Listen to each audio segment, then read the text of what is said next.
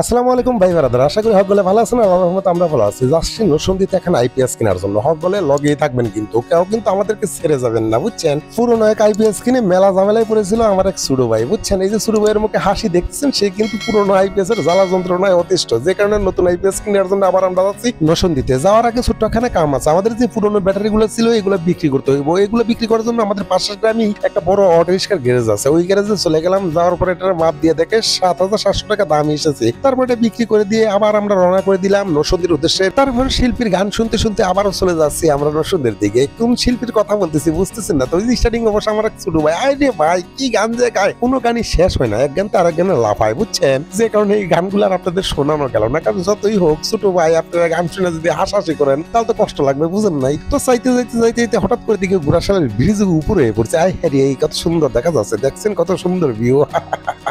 ওই পাশে রেল সড়ক দিয়ে যদি একটা রেল গাড়ি যাইতো টক টক টক টক টক টক টক করতে করতে, তাহলে তো কিন্তু আরো সুন্দর লাগতো, ঠিক না? কিন্তু ওই সময় রেলগাড়িটা ছিল না, ছিল পানি, কিন্তু যানজটের জন্য পানিটাও ঠিকঠাক মতো দেখতে পারি নাই। তারপরে সৌন্দর্য দেখতে দেখতে হঠাৎ করে ৫ জনের মোড় চলে আসি, বুঝছি। ৫ জনের মোড় আসার পরে ছোট বাইরে বিদায় দিয়ে দিই। ছোট ভাই তার গাড়িটাকে ঠিক করার জন্য ছোট গ্যারেজে চলে যায়। আমরা আমাদের আইপিএসটা ডাক্তার দন দিই। ডাক্তার দন দিয়ে এটা হাঁটা করছে, বুঝছেন।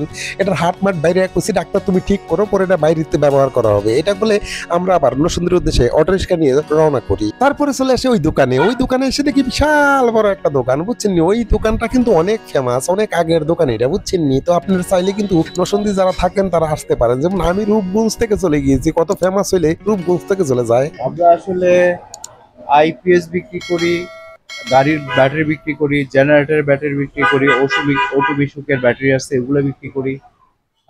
বিভিন্ন টায়ার আছে, বাংলাদেশে যতগুলা ভেহিকেল আছে ওই ভেহিকেলের সব টায়ার আমরা বিক্রি করি।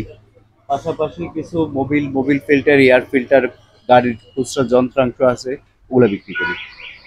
মূলত আইপিএস এর ব্যাটারি, গাড়ির ব্যাটারি, এটা হলো আমাদের মেন বিজনেস। জেনারেটরের ব্যাটারি। দোকানের নামটা বলে দিলে আমাদের দোকানের নাম হলো নিউ সাইকা মোটরস। পরিচিত একটা নাম, এটা সবাই জানে। হ্যাঁ, ঠিকানা বলে দাও। এটা আপনার নরসিংদী পায়রা চত্বর, নরসিংদী সদর। Thank you. এই তো আইপিএস হয়েছে এইটা। এটা পাওয়ার দিয়ে চেক করছে তারা।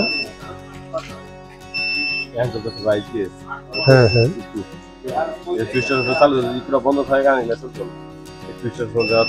মানে এইটা হইছে, মানে আউট লাইনে আউট হইতে আছে। এটা চার্জের কোনটা?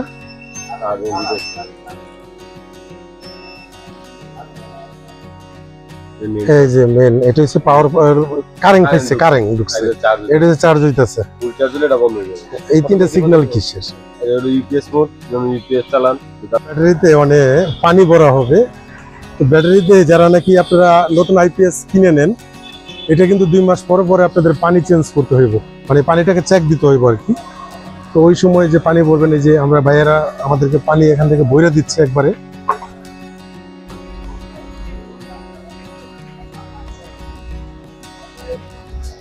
তারপর টাকা পয়সা দিয়ে নতুন আইপিএস আর ব্যাটারি নিয়ে চললাম আর কি সিএনজি দিয়ে। আই হাই উড়া দুরা টান মালাইছে সিএনজি ড্রাইভার। ডাঙ্গার নতুন রোড পেয়ে সে কি করবে, উড়া দুরা টান। তারপর চলে আসলাম বাড়িতে। বাড়িতে এসে আইপিএসটা ফিটিং করাটা দেখাতে পারি নাই, কারণ ওই সময় অনেক বৃষ্টি ছিল রে ভাই, যে কারণে আর দেখাইতে পারি নাই। গাড়ি পর্যন্ত শেষ করে দিলাম। চ্যানেলটাকে সাবস্ক্রাইব করে দিয়ে পাশেই থাকবেন। আল্লাহ হাফেজ।